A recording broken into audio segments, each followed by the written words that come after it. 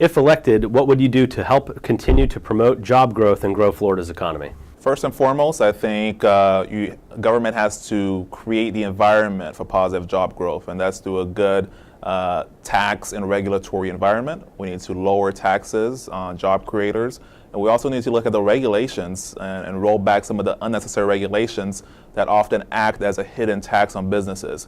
So that's first and foremost, looking at our taxes and our regulations.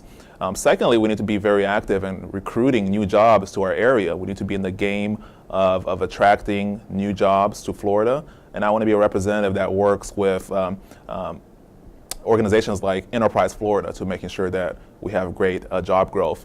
And last but not least, I think we need to also watch government spending, because when government spends too much, the burden is often levied on businesses and the job creators in our industries through higher fees, higher taxes, higher regulatory costs in order to fund these unnecessary spending programs. So we need to make sure that government spending is in check as well. How would you improve Florida's healthcare situation? So when it comes to healthcare, I think one of the best ways to improve our healthcare situation is by fostering innovation in healthcare, things that allows costs to decrease for patients, but also things that allows the level of care to increase. And so I want to look at ways and ways that we can think outside the box to make sure that we're being innovative in healthcare and allowing more choice for the consumers, for the patients, and drive down costs. What challenges do you see in Florida's K-12 education system?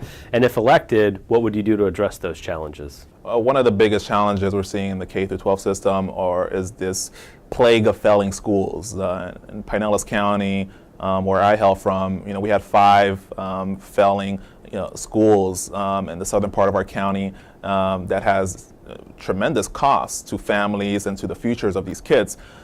That's one of the biggest things I see happening, and I think the way you remedy that is you fix the situation by making sure that we support our public schools, making sure we incentivize good teachers in public schools, but also it means to have an all-of-the-above approach when it comes to education, and also fostering choice in education, parental choice.